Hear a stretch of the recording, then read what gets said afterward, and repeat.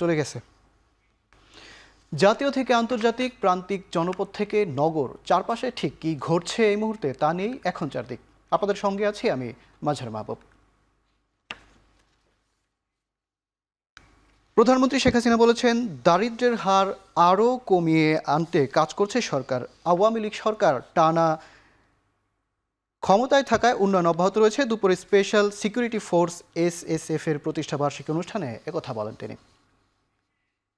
দারিদ্র্যের হার যা 41 ভাগ ছিল সেটা এখন 18.7 নেমে এসেছে। আমাদের লক্ষ্য ছিল যে এটা আমরা 16-17% মধ্যে নিয়ে নামিয়ে আনবো।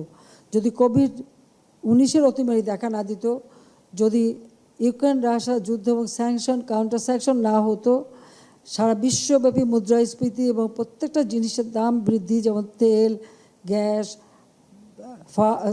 আমাদের সার, গম, চিনি, যা যা আমাদের বিদেশ, ভোজ্য তেল যা বিদেশ থেকে আনতে হয়, প্রতিটি জিনিসের দাম বেড়ে গেছে। সঙ্গে সঙ্গে পরিবহন পরিচালন ব্যয় বেড়ে গেছে, যে জন্য আমরা ওই 18 থেকে খুব বেশি নিচে নামাতে আমরা পারিনি। কিন্তু ভবিষ্যতে আমাদের এটা লক্ষ্য আছে যে আমরা আরও দারিদ্র্যের হার কমিয়ে আনবো, আর অতি দারিদ্রতা একেবারে শূন্য কোঠায় থাকবে। আমরা রাজনীতি করি, আমার কিন্তু আর কোনো শক্তি নেই, শক্তি একমাত্র জনগণ। এই জনগণের শক্তিটা নিয়েই আমরা চলি। কাজে এই জনবিচ্ছিন্ন যাতে না হয়ে যায়, আমি জানি এটা কঠিন দায়িত্ব, তারপরেও এই দায়িত্ব এদিকটাও নজর রাখতে হবে যে এই মানুষগুলির জন্যই তো রাজনীতি করি, এই মানুষদের নিয়েই তো পথ চলা, আর যাদেরকে নিয়ে দেশের মানুষের কাজ করি তাদের থেকে যেন কোনো মধ্যে বিচ্ছিন্ন হয়ে না যায়। মানুষের থেকে বিচ্ছিন্ন হলে কিন্তু আমাকে আর গুলি বোমা লাগবে না, এমনি শেষ হয়ে যাবো। কাজে এরাই আমার প্রাণ শক্তি, এটুকু মনে রাখতে হবে।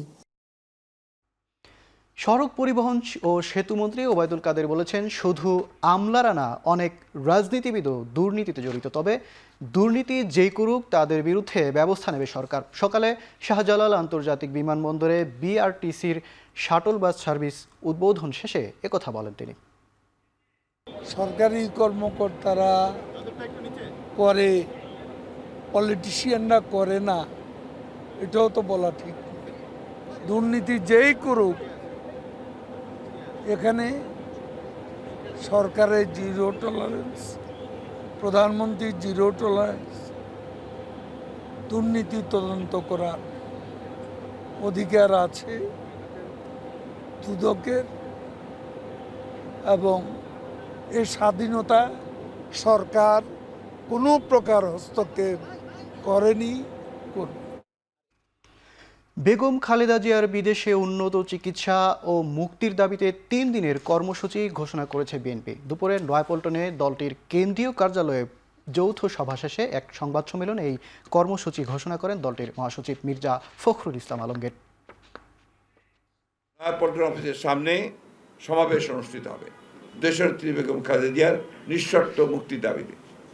এটা হচ্ছে আপনার 29শে জুন।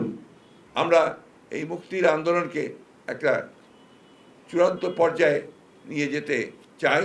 দেশনেত্রী বেগম খালেদা জিয়া আজকে গুরুতর অসুস্থ, আজকে নয়, তিনি দীর্ঘকাল ধরে অনেক জটিল রোগে তিনি আক্রান্ত, এবং এই রোগ, তার জটিলতা এমন একটা জায়গায় উপস্থিত হয়েছে যে কোনো সময় তার জীবনহানি হতে পারে।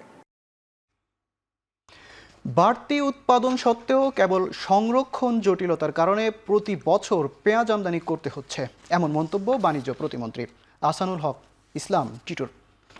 সোমবার সচিবালয়ে BSRF সংলাপে তিনি বলেন, নিত্য প্রয়োজনীয় সব পণ্যের সরবরাহ যথাযথ আছে। চাহিদার বিপরীতে শতভাগ উৎপাদন সত্ত্বেও চালের দাম অস্থিরতায় ছিল।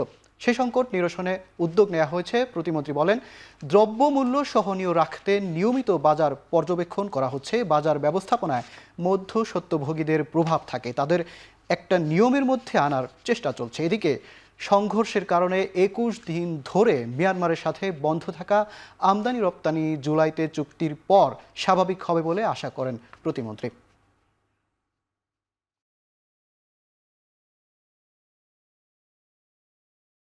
বাজারে সাপ্লাই চেনটা যেন স্থিতিশীল থাকে, কোনো ব্যক্তি বা গোষ্ঠীর হাতে যেন কোনোভাবে বাজারের নিয়ন্ত্রণ না চলে যায়, বাজারের স্বাভাবিক যে গতি, যেটাকে আমরা বলি প্রাইসিং মেকানিজম, যে ডিমান্ড এবং সাপ্লাইয়ের মাধ্যমেই জানি মূল্য নির্ধারণ হয়, তো সেই জিনিসটা আমরা সচেষ্ট থাকি সব সময়। এবং চালের বাজারে কৃষি পণ্য চাল শতভাগ আমরা আমদানির বাইরে আমরা নিজস্ব উৎপাদন থেকে আমরা সরবরাহ করি, তারপরেও চালের দাম একটু অস্থিরতা ছিল। আমরা চালের বিষয়ে একটা যুগান্তকারী সিদ্ধান্ত নেই এবং সেটা পয়লা বৈশাখ থেকে বাস্তবায়ন হয়েছে।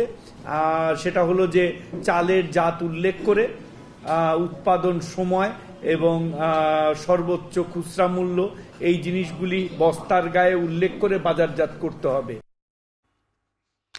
জুন মাস শেষ হলেই টেলিটক, টেসিস, বিটিসিএল ও ডাক বিভাগের আয় ব্যয়ের প্রতিবেদন পাওয়া যাবে। প্রতিবেদনের ভিত্তিতে জুলাইয়ে পাবলিক প্রাইভেট পার্টনারশিপে যাবে সরকার, এমনটা জানিয়েছেন ডাক টেলিযোগাযোগ ও তথ্য প্রযুক্তি প্রতিমন্ত্রী জুনায়েদ আহমেদ পলক।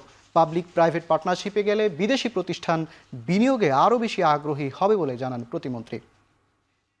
ডাক বিভাগকে আমাদের আধুনিকায়ন করতে হলে প্রথমে স্বচ্ছতা এবং জবাবদিহিতা নিশ্চিত করতে হবে, তার জন্য প্রযুক্তির ব্যবহার করতে হবে। বেসরকারি খাতের সাথে প্রতিদ্বন্দ্বিতামূলক প্রতিষ্ঠান না হয়ে যদি আমরা সহায়ক প্রতিষ্ঠানে পরিণত হতে পারি, তাহলে কিন্তু আমরা সেবা মান বৃদ্ধি করতে পারবো, সংখ্যা বৃদ্ধি করতে পারবো এবং আয়ের পরিমাণটা বাড়াতে পারবো। প্রস্তাবিত বাজেটে কৃষি খাতে বরাদ্দ আরও বাড়ানো দরকার বলে মনে করেন বিশ্লেষকরা। কৃষিতে লাভজনক খাতে পরিণত করতে ভর্তুকি দিয়ে খাত সংশ্লিষ্টদের আগ্রহ বাড়ানোর দাবি জানান বক্তারা। বুধবার ঢাকা স্কুল অব ইকোনমিক্সের আয়োজনে অনুষ্ঠিত এক প্রস্তাবিত বাজেটে কৃষি খাত বিষয়ক বাজেট আলোচনা অনুষ্ঠানে তিনি এসব কথা বলেন। এতে কৃষি খাতে আগ্রহ বাড়াতে ভর্তুকি ও প্রণোদনা দেবার কথা বলেন বক্তারা। বাজেট পর্যালোচনায় উঠে আসে কৃষিকাজে ব্যবহৃত ডিজেলের উচ্চমূল্য, কৃষি সামগ্রীর দাম বৃদ্ধি ও খাদ্যে মূল্যস্ফীতির কথা। অনুষ্ঠানে কৃষিকে বাঁচাতে সার ও ডিজেলে ভর্তুকি দেওয়ার কথাও তুলে ধরা হয়। এমপি আনার হত্যা অন্যতম দুই পলাতক আসামি ফয়সাল ও মুস্তাফিজকে গ্রেপ্তার করেছে গোয়েন্দা পুলিশ। সংবাদ সম্মেলনে একথা জানায় ডিএমপির অতিরিক্ত কমিশনার হারুনুর রশিদ। পার্বত্য এলাকায় পাথাল কালী মন্দিরে পলাশ ও শিমুল রায় নামে হিন্দু সেজে সেখানে অবস্থান নিয়েছিল এই দুই আসামি। ডিবি জানায়, গ্রেপ্তার করা এই দুজনকে মাত্র 30,000 টাকা দেয়া হয় আনারকে হত্যার জন্য। এর আগে মুস্তাফিজ ও ফয়সাল নানাভাবে দেশ থেকে পালানোর চেষ্টা করে আসছিল। এখন হত্যাকাণ্ডের মূল আসামি আখতারুজ্জামান শাহিনকে গ্রেপ্তার করা চ্যালেঞ্জ বলে জানায় ডিবি প্রধান। তিনি জানান, আমেরিকার ইন্টেলিজেন্সকে চিঠি দেওয়া হয়েছে। ভারতের সাথে যুক্তরাষ্ট্রের বন্দি বিনিময় চুক্তি থাকায় ভারতে শাহনিকে গ্রেপ্তার করা সহজ হবে। আমাদের কাছে যে মোস্ট ওয়ান্টেড, ওইখানে শিমুল ভুইয়ার সাথে যারা মূল কাজটি করেছে, আজকে যে দুইজনকে আমরা গ্রেপ্তার করেছি সে হলো ফয়সাল এবং মুস্তাফিজ, এবং এই দুইজন আজকে আমাদের কাছে গ্রেপ্তার হওয়ার সাথে সাথেই তারা সকল কিছু আমাদের কাছে স্বীকার করেছেন। এখন চারদিকে নিচ্ছি ছোট্ট একটা বিরতি, ফিরছি একটু পরে।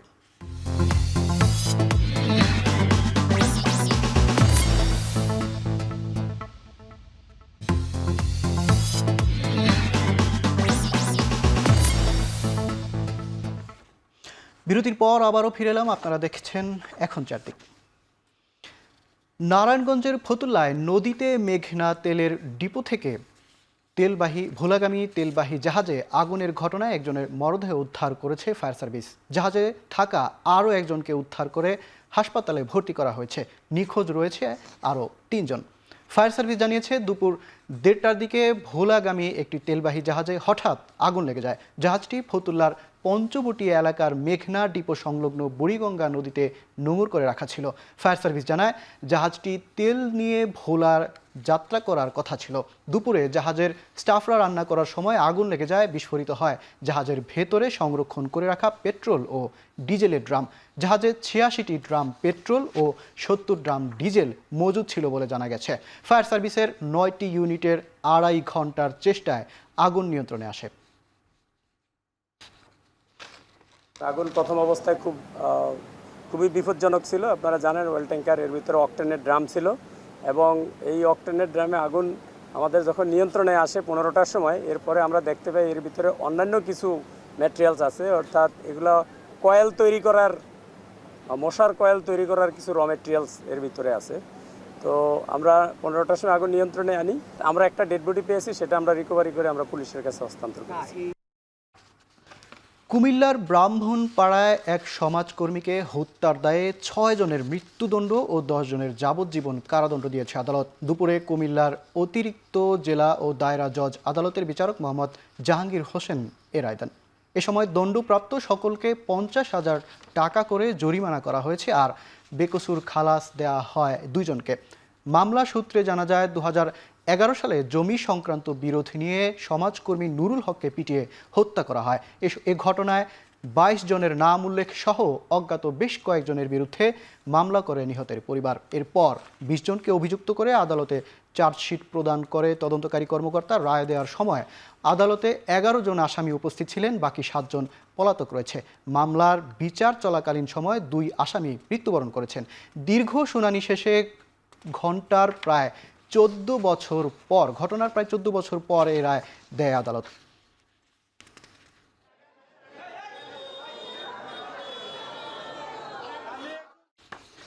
হবিগঞ্জে বন্যা পরিস্থিতির উন্নতি হয়েছে। গত 2 দিন প্রখর রোদ আর ভাটির হাওরের পানি নেমে যায় দ্রুত কমেছে বানের পানি। তবে নিচু এলাকা ও নদী তীরবর্তী বাড়িঘরে এখনও পানি রয়েছে, ডুবে রয়েছে অনেক রাস্তাঘাট। এদিকে ঘরবাড়ি থেকে পানি নামায় আশ্রয় ছেড়ে ঘরে ফিরছেন বাসিন্দারা। জেলা প্রশাসন জানিয়েছে বন্যা পরবর্তী পুনর্বাসনের জন্য 77 বান্ডিল টিন ও 2 লাখ টাকা বরাদ্দ রাখা হয়েছে। এছাড়া ক্ষতিগ্রস্ত পরিবারের তালিকা করতে উপজেলা প্রশাসনকে নির্দেশ দেওয়া হয়েছে।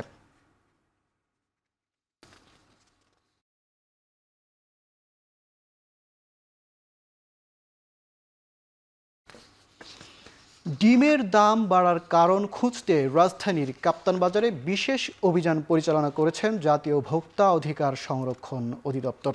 দুপুর 12টায় ডিমের বাজারে অভিযান শুরু হয়। এ সময় একটি দোকানে 10,000 ও আরেকটি দোকানে 5,000 টাকা জরিমানা করা হয়। ঈদের আগে পাইকারিতে প্রতি ডজন 120 টাকা থাকলেও খুচরায় বিক্রি হতো 138 থেকে 140 টাকা। ঈদের পর পাইকারিতে 140 টাকা আর খুচরা বাজারে ডজন বিক্রি হচ্ছে 160 থেকে 165 টাকা। অভিযানের খোঁজ পেয়ে ডিমের দোকান বন্ধ করে পালিয়ে যায় দোকানদাররা। ক্রয়ের ক্যাশ মেমোতে দর উল্লেখ থাকার বিধান ছিল, সেই দর আমরা দেখতে পেলাম না। বিক্রয়ের ক্যাশ মেমোতে কার্বন কপিতে যে রেট লেখার কথা ছিল সেটিও আমরা দেখতে পেলাম না, এবং মূল্য তালিকা যেটি প্রদর্শন করা হয়েছে তার চেয়ে অধিক মূল্যে বিক্রি করা হচ্ছে। এখানে বিভিন্ন রকমের অনিয়ম পরিলক্ষিত হয়েছে। এই অপরাধে 2টি প্রতিষ্ঠানকে জরিমানা আরোপ করা হয়েছে এবং অন্য যে প্রতিষ্ঠান সেগুলো তালা মারিয়ে তারা এখান থেকে সটকে গিয়েছে।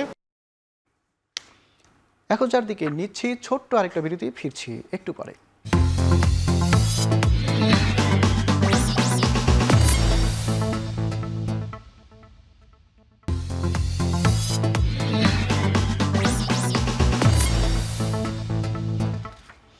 বিরতির পর আবারও ফিরে এলাম। আপনারা দেখছেন এখন চারদিক। যৌথভাবে বৈদ্যুতিক গাড়ি তৈরি করবে বিশ্বের 2য় বৃহত্তম গাড়ি নির্মাতা প্রতিষ্ঠান ভক্সওয়াগন এবং আরেক মার্কিন নির্মাতা প্রতিষ্ঠান রিভিয়ান। বৈদ্যুতিক গাড়ি নির্মাতা প্রতিষ্ঠান রিভিয়ান আর জার্মানির গাড়ি নির্মাতা প্রতিষ্ঠান ভক্সওয়াগন যৌথভাবে $500 কোটি বিনিয়োগের চুক্তি করবে। এতে ব্যবহার করা হবে পরবর্তী প্রজন্মের সফটওয়্যার। 2 প্রতিষ্ঠানই এই সফটওয়্যার ব্যবহার করবে। 2030 সালের আগেই এই সফটওয়্যার সম্বলিত গাড়ি বাজারে ছাড়া হবে। পাশাপাশি 2 প্রতিষ্ঠানের লক্ষ্য সুলভ মূল্যে গাড়ি সরবরাহ। নিজেদের সফটওয়্যার কোম্পানি ক্যারিয়ারের সঙ্গে সমস্যার কারণে অডি আর পোর্শের নতুন বৈদ্যুতিক গাড়ির সংস্করণ বাজারে আনতে দেরি হয় ভক্সওয়াগনের। এদিকে এই ঘোষণায় রিভিয়ানের শেয়ারের দর বেড়েছে 42%। ইউক্রেনের সেনা অভিযান নিয়ে ভুল তথ্য ছড়ানোর অভিযোগে পশ্চিমা 81টি গণমাধ্যম নিষিদ্ধ করেছে রাশিয়া। ইউরোপীয় ইউনিয়নের 25টি দেশের নিষিদ্ধ গণমাধ্যমের বিরুদ্ধে রাশিয়ার অভিযোগ ইচ্ছে করেই ভুল তথ্য ছড়াচ্ছে তারা।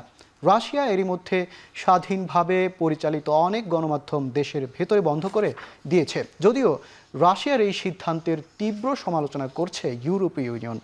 এর আগে মে মাসে ক্রেমলিনের প্রোপাগান্ডা নেটওয়ার্ক আখ্যা দিয়ে ইউরোপ কয়েকটি দেশের গণমাধ্যম বন্ধ করে দেয় ইউরোপীয় ইউনিয়ন।